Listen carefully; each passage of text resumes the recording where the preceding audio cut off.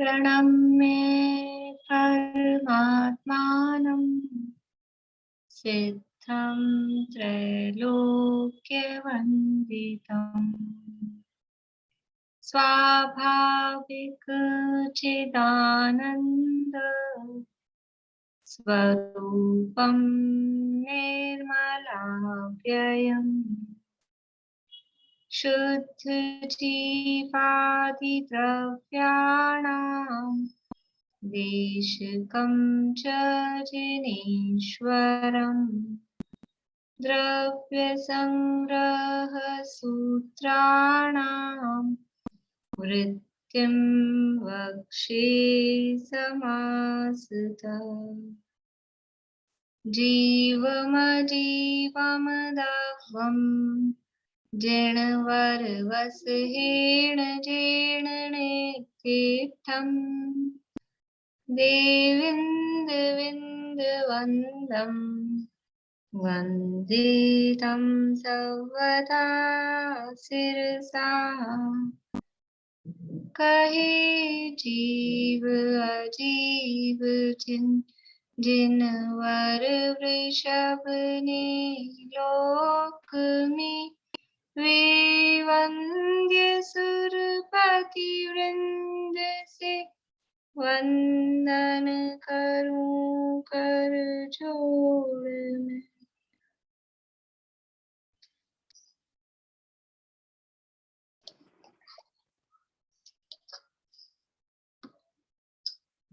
द्रव्य संग्रह के अंतर्गत तीसरा अधिकार मोक्ष मार्ग अधिकार, और उसमें मोक्ष मार्ग को बताने वाली गाथाएं, और मोक्ष मार्ग में जो पहली सीढ़ी है सम्यक दर्शन, उस सम्यक दर्शन का वर्णन यहाँ पर अपना चल रहा है गाथा नंबर 41 के आधार पे। गाथा का पाठ करते हैं। जीवादि सद्दहणं सम्मत्तं रूवमप्पणोतं तु दुरभिनिवेश विमुक्तं नाणं सम्मं कुहोदि सदीजं हि। जीवादि पदार्थों का श्रद्धान करना वह सम्यक्त्व है, और वह सम्यक्त्व आत्मा का स्वरूप है, आत्मा का रूप है। नहीं, जब कभी भी समझ विचार आए कि मेरा रूप क्या, मेरा रूप कैसा, तो ये ध्यान आना चाहिए कि सम्यक्तम, ये है ना, सम्मत्तम रूपमप्पणोतम तु, कि अपना रूप क्या है, कि सम्यक्त्व। यदि हम अपने आप को आत्मा मानते हैं तो हमारा रूप क्या है, कि सम्यक्त्व हमारा रूप है, सम्यक्त्व हमारा स्वरूप है। और अगर सम्यक्त्व नहीं है तो हम कुरूप हैं। सम्यक्त्व है तो हम स्वरूप हैं, और सम्यक्त्व नहीं है तो फिर बेरूप है, कुरूप है। ये सम्यक्त्व है वो आत्मा का रूप है, और इस सम्यक दर्शन के होने पर ज्ञान है वो ज्ञान भी सम्यक हो जाता है, विपरीत अभिप्राय से रहित हो जाता है। इसके अंतर्गत 8 गुणों या 8 अंगों की चर्चा अपने चल रही थी, उसमें स्थितिकरण गुण की चर्चा यहाँ अपन कर रहे हैं पेज नंबर 200 पर। अब स्थितिकरण गुण का कथन करते हैं।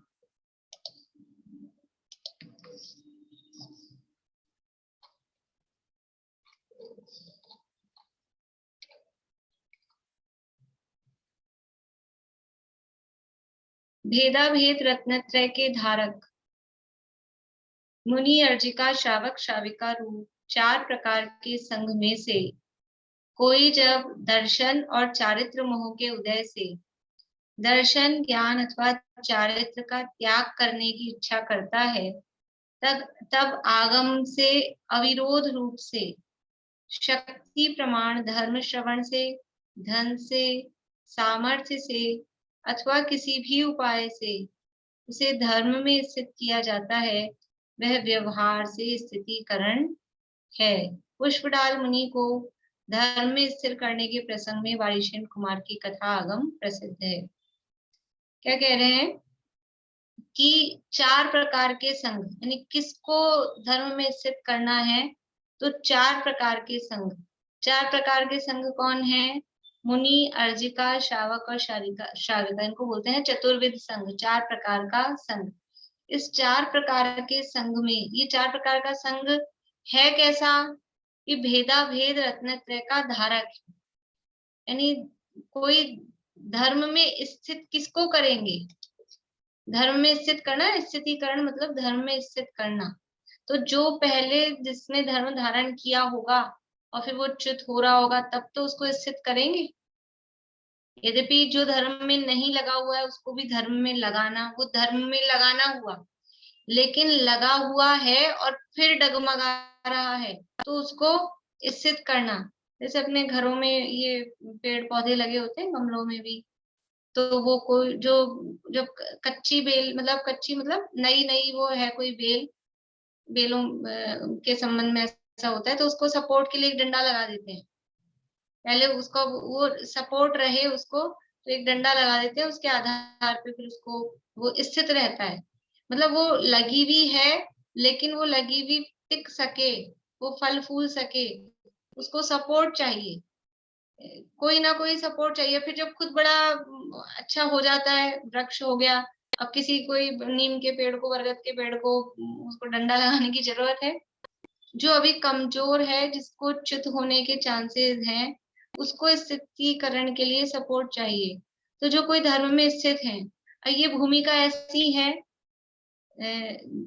साधक दशा की जो भूमिका है, चाहे मुनि हो, मारिका हो, शावक हो, शाविका हो, यद्यपि धर्म में लगे हुए हैं, लेकिन फिर भी धर्म से च्युत भी हो सकते हैं, उनको भी सपोर्ट की जरूरत है। तो यदि कोई ये जो भेदा भेद रत्नत्रय के धारक हैं, यानी कि सच्चे मुनि आर्यिका शावक शाविका है, भेदा भेद रत्नत्रय के धारक मतलब निश्चय से और व्यवहार से दोनों प्रकार के मोक्ष मार्ग को जिन्होंने धारण कर रखा है। निश्चय मोक्ष मार्ग है तो व्यवहार मोक्ष मार्ग होगा ही होगा। तो निश्चय मोक्ष मार्ग के धारक हैं, अभेद रत्नत्रय के धारक हैं, तो भेद रत्नत्रय रूप व्यवहार मोक्ष मार्ग भी उनके जीवन में होगा ही यथा योग्य, जो उसके निश्चय रत्नत्रय के साधन के रूप में, उसके निमित्त के रूप में, उसके सहचारी के रूप में जो बाहर में क्रियाएं होंगी या जो भी प्रवृत्ति होगी, वो सब भेद रत्नत्रय व्यवहार रत्नत्रय कहा जाएगा। तो भेदा भेद रत्नत्रय के धारक जो मुनि आर्यिका शावक शाविका, ऐसे 4 प्रकार के संघ हैं। इनमें से जब कोई दर्शन और चारित्र मोह के उदय से, ये क्यों च्युत हो रहे हैं, ये डगमगा क्यों रहे हैं, कि दर्शन मोह का उदय या चारित्र मोह का उदय, और किसी कर्म का उदय नहीं आता है इनके। 8 कर्मों में से 2 ही कर्म का उदय आता है। उदय तो हर समय 8 ही कर्म के हो रहे हैं, चल रहे हैं प्रति समय सभी जीवों को। समझ लो जब तक अरहंत नहीं बने, अरहंत के अब 4 अघातिया बचे हैं, तो अरहंत बनने से पहले पहले तक 8 कर्मों का उदय है। 8 कर्मों का उदय होने पर भी यहाँ लिख रहे हैं दर्शन मोह और चारित्र मोह के उदय से, क्योंकि ये जो धर्म में डगमगाने का काम है, धर्म से खिसकाने का काम है, ये ज्ञानावरण नहीं करेगा, दर्शनावरण नहीं करेगा, वेदनीय नहीं करेगा, अंतराय नहीं करेगा, और आयु नाम गोत्र नहीं करेंगे। कौन करेगा? कि एकमात्र मोहनीय कर्म। और मोहनीय कर्म 2 प्रकार का है, दर्शन मोहनी और चारित्र मोहनी। तो दर्शन मोहनी का उदय आ जाए, मिथ्यात्व का उदय आ जाए, अथवा मिथ्यात्व का उदय तो नहीं है लेकिन चारित्र मोहनी का उदय ऐसा है, देखो चारित्र मोहनी के उदय से भी धर्म से कैसे विचलित हो सकता है जीव। शायिक समय दृष्टि होते हैं जितने भी बलभद्र होते हैं ना, रामचंद्र जी और कृष्ण के भाई बलदेव जी, शायिक समय दृष्टि, रामचंद्र जी की बात लें अपन, शायिक समय दृष्टि है, पर वो भाई का मरण हो गया, लक्ष्मण का मरण हो गया, तो शायिक समय दृष्टि है, मतलब कि श्रद्धा तो एकदम पक्की है, अब श्रद्धा छूटने वाली नहीं है। शायिक का मतलब है कि अब कभी भी मिथ्यात्व का उदय उनके अनंत काल में भी कभी नहीं आएगा। शायिक सम्यक दर्शन का मतलब कि ये सम्यक दर्शन ऐसा पक्का हो गया कि अब आगे भविष्य के अनंत काल में कभी भी मिथ्यात्व का उदय नहीं आएगा, श्रद्धा कभी बिगड़ेगी नहीं, यह है शायिक सम्यक दर्शन।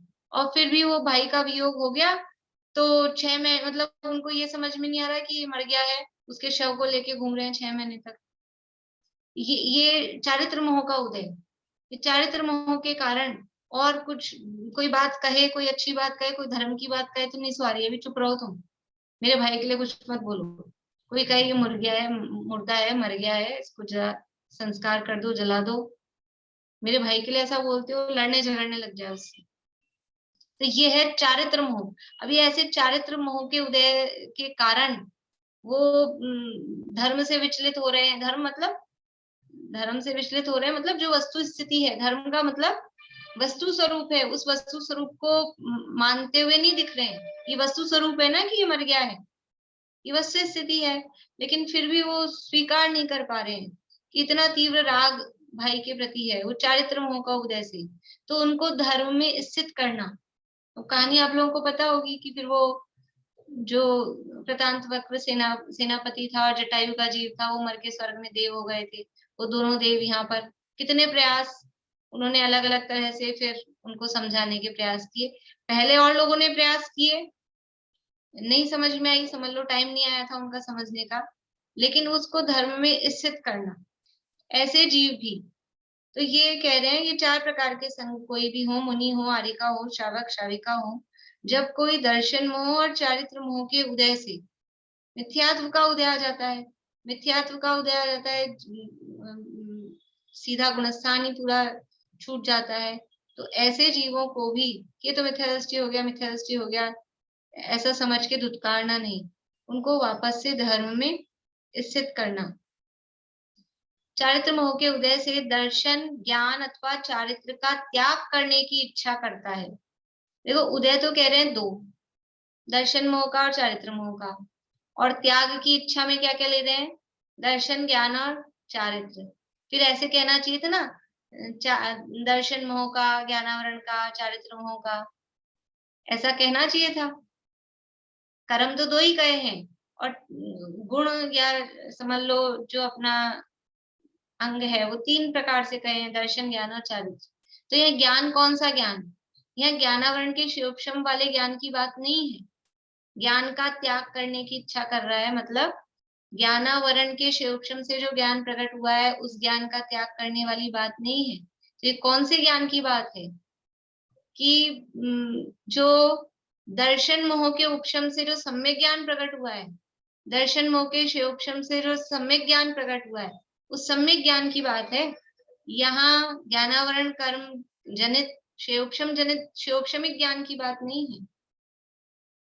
यहाँ पर यानी ये जो ज्ञान की बात है ये सम्यक ज्ञान।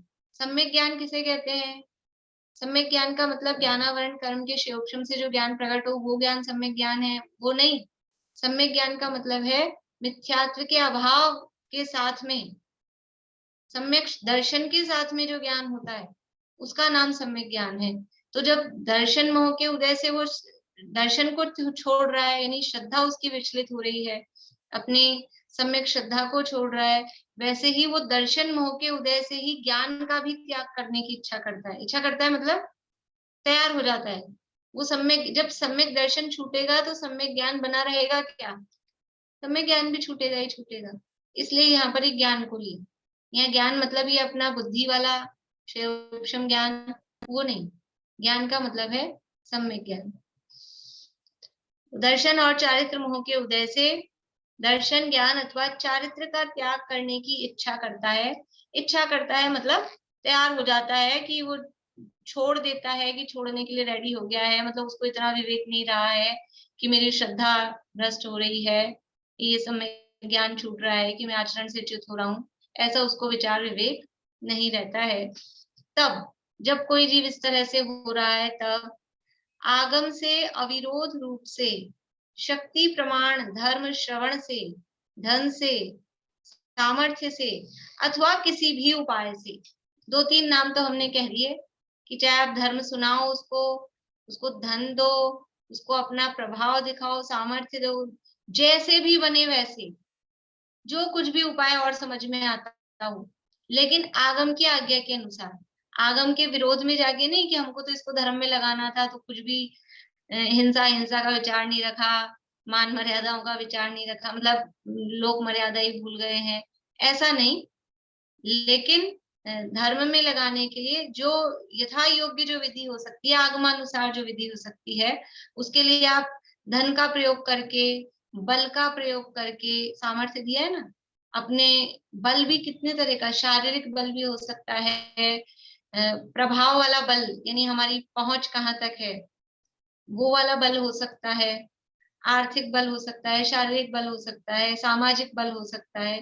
किसी भी तरह से उसको धर्म में स्थित करके रखना, वो धर्म से छूटे नहीं, धर्म को छोड़े नहीं किसी भी रूप में। तो ये जो भी उपाय से उसको धर्म में स्थित किया जाता है वह व्यवहार से स्थितीकरण है। व्यवहार से मतलब ये बाहर में स्थितीकरण हो रहा है। किसका हो रहा है? अभी तो ये तो जो बात चल रही है ये समझ लीजिए दूसरों की मुख्यता से।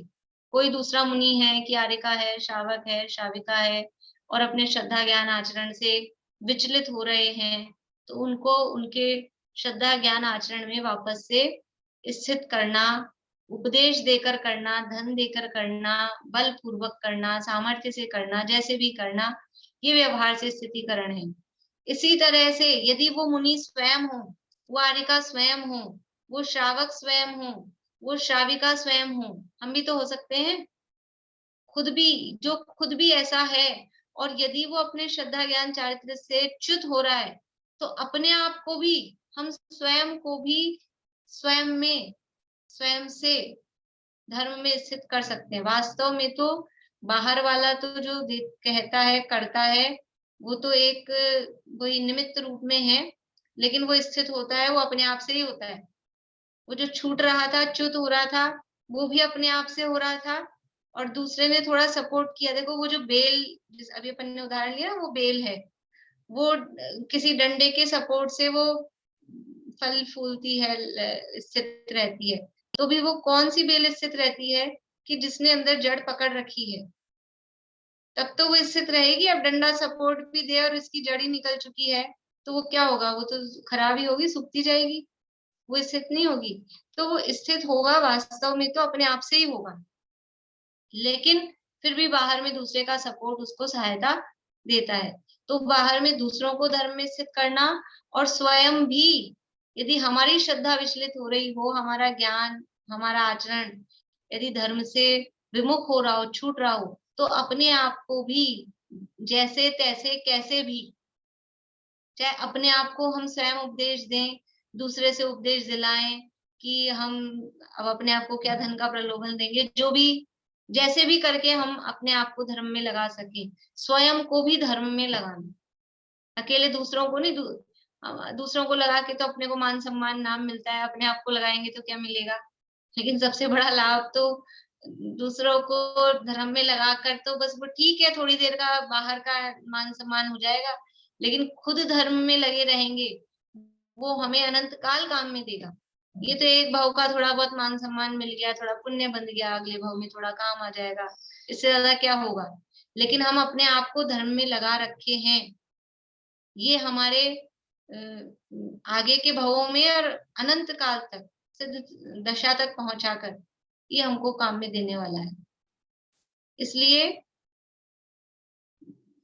कामादिक कर वृषते चिदते, कामादिक कर यानी कामादिक की वजह से कोई भी काम मतलब इच्छा, कोई भी इच्छा, लोभ, लालच, भय, स्नेह, किसी भी वश से, वृष, वृष यानी धर्म से चिदते यानी च्युत होते हुए, निज पर को सुदृढ़ावे, निज को पहले पहले अपने आप को धर्म में स्थित करेंगे। जो खुद तैर रहा होगा वो किसी डूबते हुए को निकालने में सहायक बनेगा? वो खुद ही डूब रहा है, वो दूसरे को क्या तिराएगा?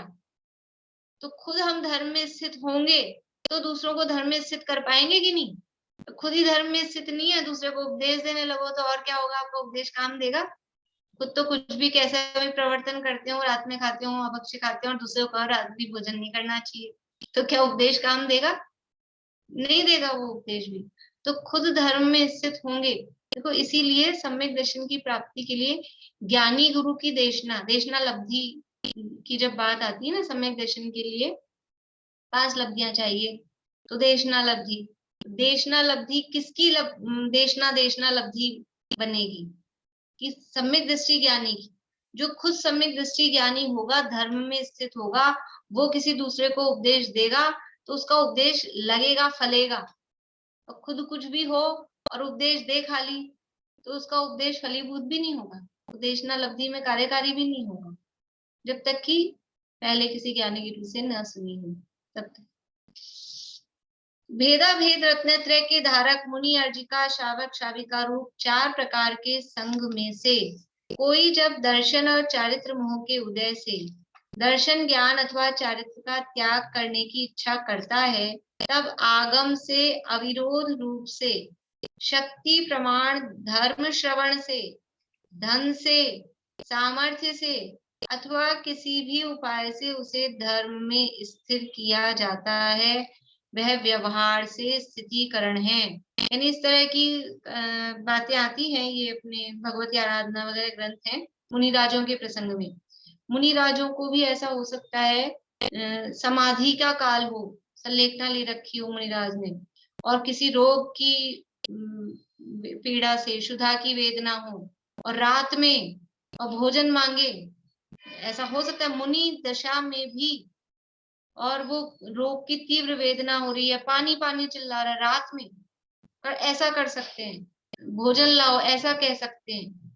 तो क्या होगा, यानी जो चीजें त्याग दी, मान लीजिए संलेखना का प्रसंग है, आहार वगैरह का भी त्याग कर दिया है, उसके बाद में वो आहार दो ऐसा कहे, तो क्या करेंगे मुनिराज? पानी पानी मांग रहा है तो कमंडल में से पानी पिला देंगे? कमंडल में पानी तो होता ही है संग में मुनिराजों के पास, कि नहीं, वो लाके रख देते हैं। मतलब इतना तक लिखा है उसमें कि वो लाके रख देंगे वहां सामान, कि ये रखा, लेकिन फिर उपदेश पिलाएंगे वो नहीं पिलाएंगे, पानी रख देंगे दिखा देंगे, लेकिन फिर क्या करेंगे, क्या खिलाएंगे क्या पिलाएंगे? उपदेश पिलाएंगे कि ये भोजन तो रखा है, तुमने अनंत काल में अनंत बार कितना भोजन किया, ये कितनी रोटी खाई, कितना पानी पिया, समुद्र जल भर के पानी पिया, फिर प्यास बुझी क्या? और जब नरकों में थे तब क्या मिला? 3 लोग को नाच झुकाए, मिटे ना भूख कणा न लहाए, ये जब नरक में ये हालत थी, फिर भी तुम जिंदा रहे थे कि नहीं रहे थे? और ये पानी कितनी प्यास बुझाने वाला है?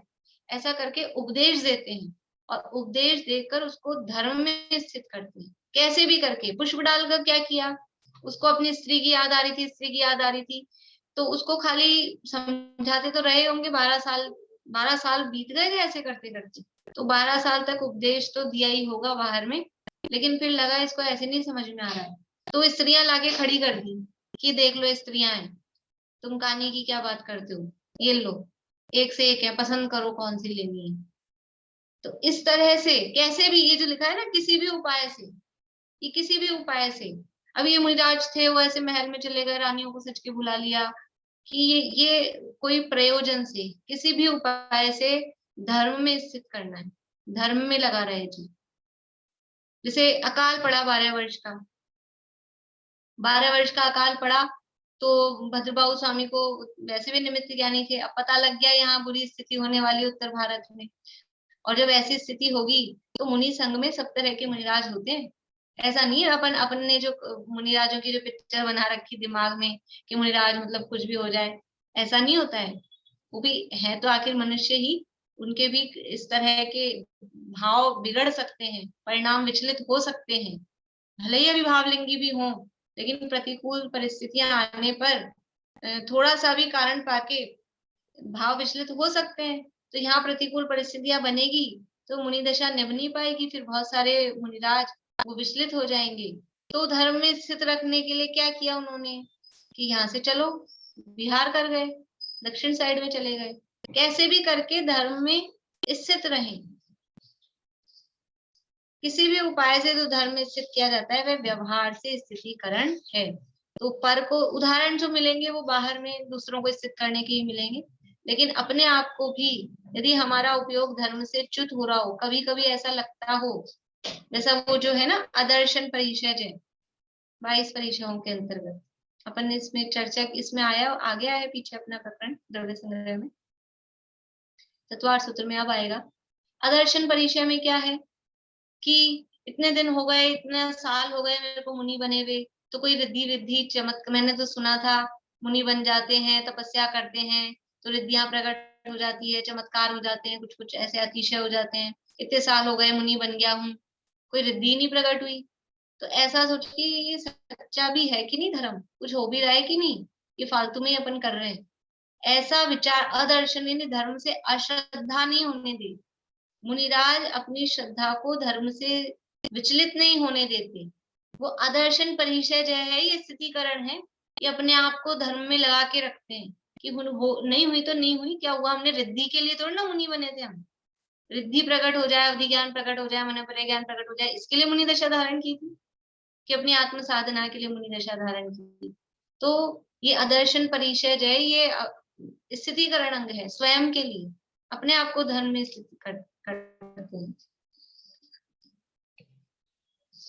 ये व्यवहार से स्थितिकरण है। पुष्पलाल मुनि को धर्म में स्थित करने के प्रसंग में वारिशेन कुमार की कथा आगम प्रसिद्ध है।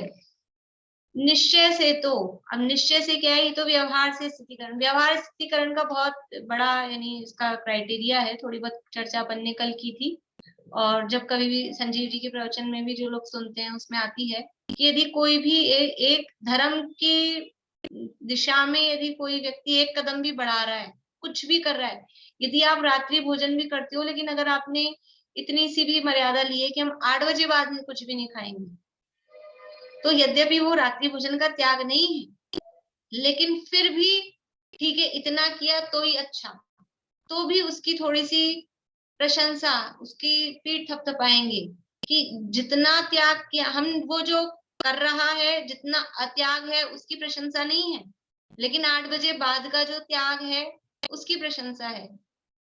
उसको मतलब ऐसे कर करके कि जो काम कोई अच्छा, जरा सा काम, छोटा बच्चा होता है ऐसे लकीटे जैसे कुछ भी लिखता है, तो भी हम क्या, वाह वेरी गुड, मैम उसको स्टार देती है, स्टार मिला, सॉफ्टी मिली, खुश होते हैं बच्चे लकीटे करने पे, और हम इतना सुंदर सुंदर लिखते हैं, हमको तो कुछ मिलता ही नहीं है।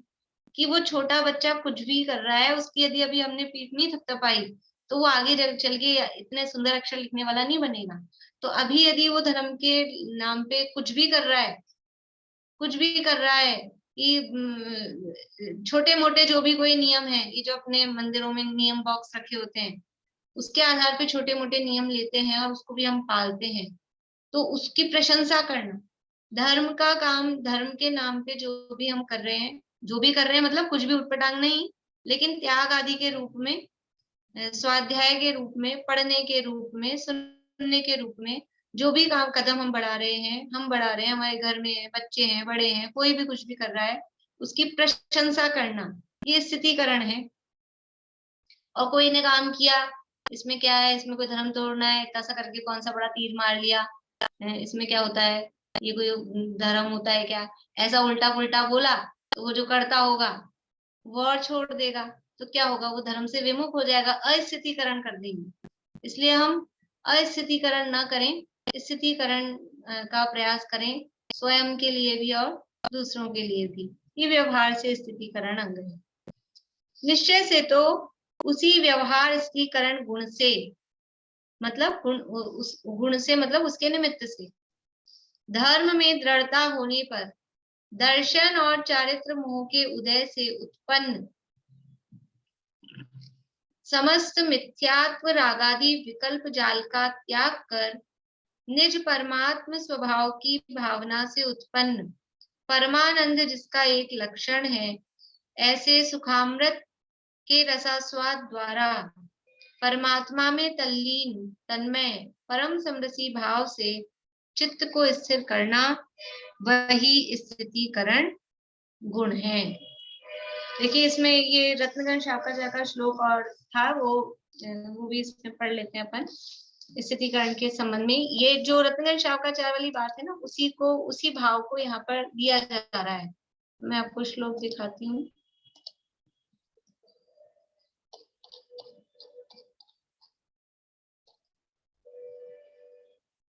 दर्शनचरणाद्वापि चलितां धर्मवत्सलै प्रत्यवस्थापनं प्राज्ञै स्थितिकरणमुच्यते।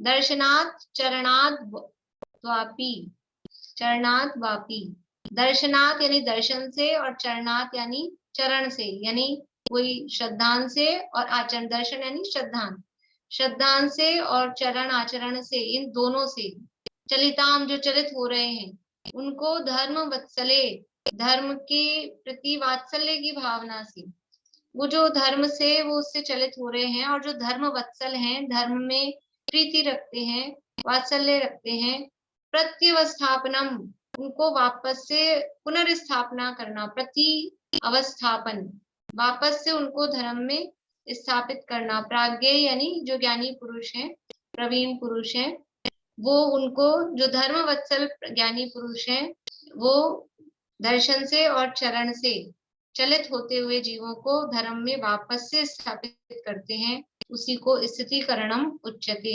स्थितिकरण अंग उसको कहा गया है। वही बात है, यानी जो चलित हो रहा है वो किससे चलित हो रहा है? ये दो ही चीज है, श्रद्धान से और आचरण से। ज्ञान से चलित होने की बात नहीं कि ज्ञान भूल गए हैं, कि कम है, कि ज्यादा है, उससे मतलब नहीं है। ज्ञान से चलित होगा तो सम्यक ज्ञान, सम्यक ज्ञान से चलित हो रहा है मतलब वो दर्शन से ही चलित हो रहा है, वही बात है। तो यहाँ भी वही बात कही है। अब यहाँ निश्चय से तो जो कहा कि उसी व्यवहार स्थितिकरण गुण से, निश्चय से क्या है?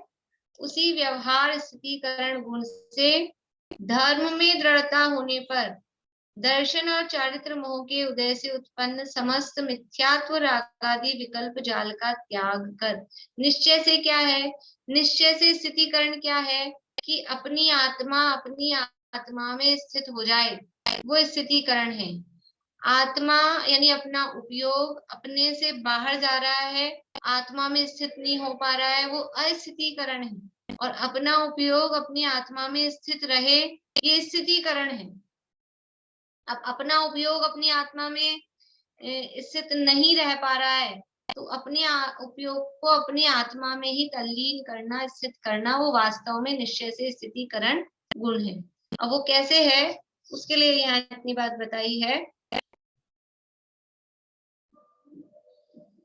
दर्शन और चारित्र मोह के उदय से उत्पन्न, दर्शन मोह और चारित्र मोह के उदय से उत्पन्न समस्त मिथ्यात्व रागादि विकल्प जाल का त्याग कर। दर्शन मोह के उदय से होता है मिथ्यात्व, चारित्र मोह के उदय से होते हैं रागादि। इन दर्शन मोह और चारित्र मोह के उदय से जो मिथ्यात्व रागादि, ये क्या है? ये विकल्प जाल है, इनका एक जाल बना हुआ है, इसमें हम उलझ जाते हैं, फंस जाते हैं। तो ये दर्शन मोह और चारित्र मोह के उदय से ये जो मोह राग द्वेष का जाल है, इस जाल को त्याग कर और फिर क्या करें? निज परमात्म स्वभाव की भावना से उत्पन्न परमानंद, जिसका एक लक्षण है ऐसे सुखामृत के रसास्वाद द्वारा परमात्मा में तल्लीन, अपनी आत्मा में लीन होना है। अपने ये परमात्मा यानी कौन से परमात्मा में तल्लीन होना है? मंदिर में विराजमान परमात्मा, समावरण में विराजमान परमात्मा, किस देह देवल में जो विराजमान अपना परमात्मा है, मैं स्वयं शुद्ध आत्मा हूँ, उस परमात्मा में तल्लीन। कैसे हूँ उस परमात्मा में तल्लीन? कि सुखामृत रस के आस्वाद द्वारा। सुख रूपी अमृत, कौन सा सुख है? अतीन्द्रिय आनंद, इंद्रियों से जो सुख मिलता है ना, इंद्रियों के विषयों से, वो सुख तो सुख ही नहीं है। ये आत्मा का अतीन्द्रिय सुख, उस अतीन्द्रिय सुख रूपी जो अमृत है उसके आस्वाद द्वारा, मतलब लीन कब होंगे किसी चीज में, व्यक्ति लीन कब होगा? कि जब उसको आनंद आ रहा होगा, मजा आ रहा होगा। बच्चे लीन हो जाते हैं मोबाइल में, कुछ होश नहीं रहता है, कुछ पता नहीं रहता है, टीवी में, मोबाइल में। टीवी तो पुरानी बात हो गई, तो मोबाइल में ऐसे तल्लीन रहते हैं। क्यों? कि उसमें से कुछ आता रहता है, आनंद आता है, आनंद आता रहता है। कौन सा आनंद है? कि वो तो विषयों का आनंद है वास्तव में। वो भी थकान उत्पन्न करता है, फ्रस्ट्रेशन उत्पन्न करता है। यहाँ किसमें लीन है? कि अपनी आत्मा का जो अतीन्द्रिय आनंद आ रहा है, ऐसा सुख रूपी अमृत, उसका स्वाद लेने में तल्लीन है। और वो सुख जो है, उस सुख का लक्षण क्या है? उस सुख का लक्षण है परम आनंद, परम आनंद, उत्कृष्ट आनंद। और वो उत्कृष्ट आनंद कैसे उत्पन्न होता है? निज परमात्मा, परमात्मा स्वभाव की भावना से। अपने परमात्मा, अपने शुद्धात्मा की भावना, भावना का मतलब है उसका अनुभव करना, या भावना मतलब चाहने रूप, इच्छा रूप भावना नहीं। या निज परमात्मा की भावना मतलब अपने परमात्मा स्वभाव के अनुभव, अपने आत्मा के अनुभव से उत्पन्न परमानंद, जिसका लक्षण है ऐसे सुखामृत के रसास्वाद द्वारा परमात्मा में तल्लीन, तन्मय, परम समरसी भाव से चित्त को स्थिर करना, अपने आत्मा में अपने चित्त को स्थित करना, वही वास्तव में स्थितीकरण गुण है। निश्चय से स्थितीकरण क्या है? कि अपना आत्मा अपने आत्मा में स्थित हो जाए। ये कब होता है? कब होता है? कि चौथे, पांचवें, छठे, सातवें गुणस्थान में तो जितनी देर शुद्धोपयोग का काल है उतनी देर के लिए होता है, और फिर शपथ श्रेणी के काल में वो सदा सदा के लिए अपना आत्मा अपने आत्मा में स्थित हो जाता है। वो निश्चय से स्थितीकरण या रहिए अनंतानंत काल यथा तथा शिव परिणय, कि अब एक बार आत्मा में लीन हुए, जब जीव श्रेणी चढ़ता है ना, शपथ श्रेणी का टाइम आता है, एक बार आत्मा में लीन हुए, अब उसके बाद क्या होगा? कब आएंगे बाहर? फिर बाहर देखने आएंगे, ये उपसर्ग हो रहे हैं कि कुछ हो रहा है, कि क्या हो रहा है, कि कैसा समोचन लग रहा है, कि वो ज्ञान में जो होगा सब झलकेगा। लेकिन अब वो तो आत्मा में ऐसे स्थित हो गए हैं कि अब कभी निकलने वाले नहीं है। उसका नाम है वो निश्चय से स्थितीकरण। अपने आत्मा को आत्मा में स्थित, आत्मा आत्मा में स्थित कैसे होगा? कि ये जो अभी उपयोग, जो पर्याय बाहर भटक रही है ज्ञान की पर्याय, वो ज्ञानोपयोग अपनी ज्ञान की पर्याय अपने में ही लीन हो जाए, वो निश्चय से स्थितीकरण है। और बाहर में जो कोई भी हम व्यवहार धर्म से च्युत हो रहे हैं, उस व्यवहार धर्म से च्युत होते हुए अपने आप को या दूसरों को वो आपस से धर्म में लगाना, वो व्यवहार से स्थितीकरण है। और निश्चय से धर्म क्या है? कि सम्यक दर्शन ज्ञान चारित्र, वो निश्चय से धर्म है। तो अपने सम्यक दर्शन ज्ञान चारित्र स्वरूप जो शुद्धात्मा है उसमें स्थित हो जाना, उसकी पूर्णता हो जाना, वो निश्चय से ये स्थितीकरण गुण है। तो निश्चय से तो उसी व्यवहार स्थितीकरण गुण से धर्म में दृढ़ता होने पर, कब होगा ये? धर्म में दृढ़ता होगी तब दर्शन और चरित्र मोह के उदय से उत्पन्न समस्त मिथ्यात्व रागादि विकल्प जाल का त्याग कर निज परमात्मा स्वभाव की भावना से उत्पन्न परमानंद, जिसका एक लक्षण है, ऐसे सुखामृत के रसास्वाद द्वारा परमात्मा में तल्लीन, तन्मय, परम समरसी भाव से चित्त को स्थिर करना, वही स्थितीकरण गुण है। ये इस तरह से स्थितीकरण गुण की चर्चा यहाँ पर की है कि स्थित होना, धर्म में स्थित होना। धर्म जितने, दो प्रकार से धर्म है, एक व्यवहार धर्म और एक निश्चय धर्म। तो व्यवहार धर्म में स्थित होना वो व्यवहार से स्थितीकरण गुण है। और निश्चय रूप धर्म, निश्चय धर्म क्या है? कि निश्चय धर्म अपने आत्मा का स्वभाव, आत्मा, उसमें लीन होना, वो निश्चय से स्थितीकरण गुण है या स्थितीकरण अंग है। इस तरह से स्थितीकरण की चर्चा अपनी हुई है। कोई प्रश्न हो किसी को तो पूछ लीजिए, नहीं तो आगे बढ़ते हैं। देखिए, वात्सल्य नामक 7वां अंग कहते हैं, वात्सल्य अंग की चर्चा यहाँ कर रहे हैं। देखिए, पहले अपन रत्न शाखा का श्लोक पढ़ते हैं, फिर उसके बाद में ये आगे।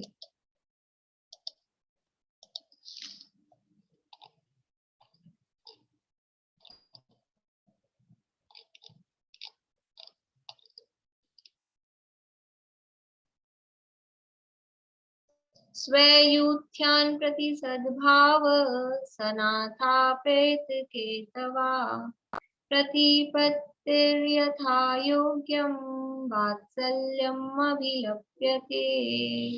स्वयूथ्यान, स्वयूथ यानी अपना समूह, यूथ यानी समूह, अपने समूह के प्रति सद्भाव, और सनाथा पेत केतवा, कि जो अपेत केतवा यानी मायाचार से, कपट से रहित, अपेत केतवा। तो अपने जो समूह है, अपना समूह क्या है? कि रत्नत्रय के धारक जो है, धर्मात्माओं का समूह, वो अपना समूह है।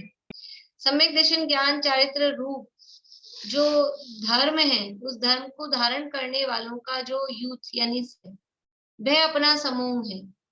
और उस अपने समूह में जो है, कौन है? कि अपने जो साधर्मी है, मुनियारिका, शावक शाविका जो भी है, उन सब अपने साधर्मियों के प्रति अपेत केतवा यानी कपट से रहित, कपट रहित प्रतिपत्तिर यथा योग्यम, उनकी यथा योग्य उनकी प्रतिपत्ति करना, यानी कि मान सम्मान उनका करना, वो कहलाता है वात्सल्यम अभिलप्यते, वो उनके प्रति वात्सल्य कहा जाता है। यानी जो अपने समूह है, अपना समूह कैसा है, क्या है अपना समूह, कि जैसी हमारी रुचि है, अपनी रुचि वालों का समूह होता है। यदि हमारी धर्म में रुचि है तो धर्म में अन्य जिनकी और किसी की भी रुचि है, वो सबका एक ग्रुप हो जाता है। तो अपने ग्रुप वालों के प्रति, यानी अपने समूह वालों के प्रति वो सनाथ भाव मतलब उनके प्रति सनाथ भाव समझते हैं कि मतलब एक दूसरे के प्रति हम हैं, मतलब किसी को ऐसा नहीं लगे कोई हमारा नहीं है, ऐसे परस्पर प्रीति का भाव, प्रेम का भाव, वो सनाथ। और अपेत केतवा यानी मायाचार से रहित, प्रतिपत्तिर यथा योग्यम, यथा योग्य उनकी प्रतिपत्ति करना, इसके लिए नीचे लिखा है अर्थात उठकर खड़ा हो जाना, सामने आ जाना, वंदना करना, गुणों की प्रशंसा करना, हाथ जोड़ना, आज्ञा मानना, पूजा प्रशंसा करना, ऊंचे स्थान पर बैठाना, खुद नीचे बैठ जाना, उनके आने से इतना हर्ष मानना जितना किसी दरिद्र को महान निधान प्राप्त हो जाने से हो जाता है।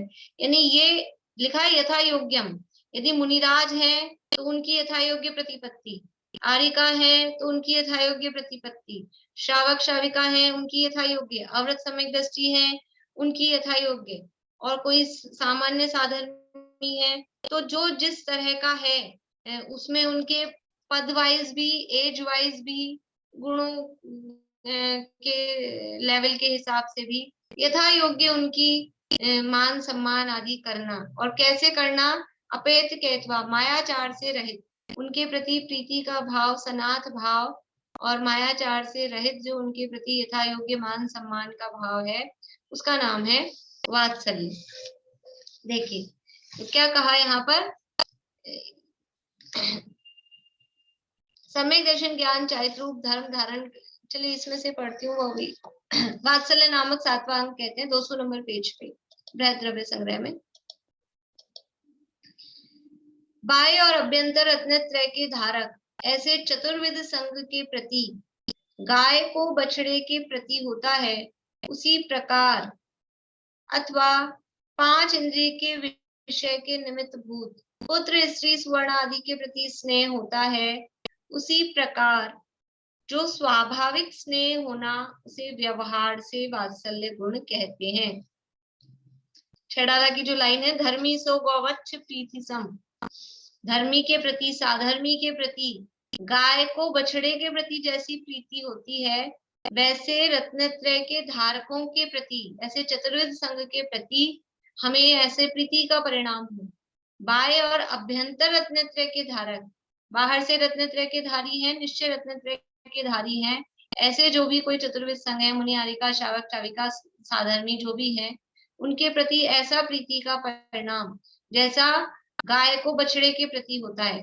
अथवा यहाँ लिखा है इंद्रिय विषय के निमित्त भूत पुत्र स्त्री स्वर्ण आदि के प्रति स्नेह होता है। देखो गाय को बछड़े के प्रति तो सामान्य लिखा, गाय को बछड़े के प्रति होता है, और स्त्री ऐसा नहीं लिखा हमको अपने पुत्र स्त्री आदि के प्रति होता है, ये लिखा है इंद्रिय विषय के निमित्त भूत, क्योंकि हमें जो स्त्री पुत्र माता पिता पति पत्नी आपस में जो भी प्रेम है वो क्यों है, वो निर्वांछक नहीं है, वो जो प्रेम है वो हमें आपस में इंद्रिय विषय के साधन बनते हैं। पति है वो पत्नी को, पत्नी है वो पति को, माता पिता बच्चों को, बच्चे माता पिता को, भाई बहन को, बहन भाई को, कुछ ना कुछ इंद्रिय विषय के निमित्त भूत बनते हैं, इसलिए उनसे प्रेम होता है। धन स्वर्ण आदि भी लिखा है, वो भी अभी वो समझ लो पहले 500 का नोट बंद हो गया, 1000 का नोट बंद हो गया, तो वो नोटों के प्रति हमको क्यों प्रेम था कि उससे हमारे इंद्रिय विषयों की पूर्ति होती थी। अब वो नोट बंद हो गया, अब क्या मतलब है, वो कागज का टुकड़ा है, और वो भी कागज का टुकड़ा भी बड़ा समस्या का कारण बन जाए, किसी के पास निकल जाता है तो उसके प्रति प्रेम वो हमारे इंद्रिय विषयों के प्रति कारण बनते हैं, निमित्त बनते हैं, इसलिए उनके प्रति जैसा हमको प्रेम है जैसा हमें अपने स्त्री पुत्रादिक से, मकान जमीन जायदाद से, स्वर्ण धन आदि से जैसा प्रेम है, क्योंकि वो हमारे इंद्रिय विषयों में निमित्तभूत होते हैं। जैसा गाय को बछड़े से प्रेम है, क्योंकि वो निर्वांछक है, सहज है, वैसा ही साधर्मियों से निर्वांछक प्रेम होना चाहिए। और इंद्रिय विषयों वाला उदाहरण क्यों दिया है कि भाई प्रेम तो उसमें भी करते ही है ना, तो वैसा भले ही यहाँ इच्छा नहीं है, कोई वांछा नहीं है साधर्मियों से कि वो कोई हमको इंद्रिय विषय देंगे, लेकिन प्रेम का टाइप बता रहे हैं कि जैसा प्रेम हमको विषयों से है, धन से है, स्वर्ण से है, वैसा ही प्रेम साधर्मियों से, वैसा प्रेम, प्रेम मतलब वात्सल्य, प्रेम मतलब वो विषय वासना वाला नहीं। यहाँ एक वात्सल्य शब्द दिया है, इसीलिए वात्सल्य में है थोड़ी सी क्या बोलना चाहिए, विशुद्धता है। वो प्रेम शब्द में थोड़ी वो विषय वासना आती है, और वात्सल्य शब्द है वो थोड़ा विशुद्ध टाइप का शब्द है। तो जैसा वो स्नेह होता है, उसी प्रकार जो स्वाभाविक स्नेह, स्वाभाविक बताने के लिए यहाँ पर ये लिखा है कि स्वर्ण धनादिक से पुत्रादिक से जो स्नेह है, क्योंकि होता ही है, कुछ भी करो, स्त्री से, पुत्र से, मकान से, जमीन जायदाद से, धन से, स्वर्ण से, वो प्रेम संसारी जीवों को होता ही है। तो जैसा स्वाभाविक स्नेह इनसे है, वैसा ही स्वाभाविक स्नेह अपने साधर्मियों से होना, वो व्यवहार से वात्सल्य गुण है। इसकी और चर्चा है, यहाँ कहानी दी है, कहानी तो सरल है ही, और दो कहानियां दी है, और निश्चय से भी क्या है इसकी चर्चा और फिर अपन कल करेंगे आगे। अभी यहीं पूरा करते हैं। बोलिए रेखा। ये जो आपने स्तुति लिखवाई ना, इसका अर्थ बता देना आप कल परसों। हाँ, अभी अभी अभी इसमें बता देती हूँ मैं, तत्वार सूची क्लास में स्टार्टिंग में बता। हम्म। Yes.